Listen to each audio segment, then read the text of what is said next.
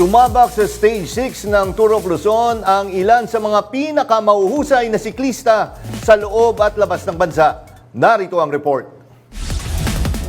Maaga pa lang sumabak na sa matinding padyakan ang mga siklista para sa Stage 6 ng Tour of Luzon.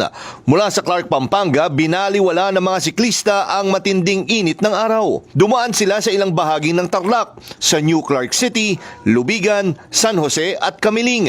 Dire-diretso yan sa arko ng Pangasinan hanggang sa Lingayen. May kabuang haba ang ruta na 163.7 kilometers. Sa huli, nangibabaw ang Malaysian cyclist na si Muhammad Wahi ng Malaysian Pro Cycling Team. Natapos niya ang ruta sa loob ng 3 oras, 31 minuto at 12 segundo. Sinundan naman siya ni Team Captain Mervin Corpus ng MPT Drive Hub at Wrench Bondok ng 7-Eleven Road Bike Philippines.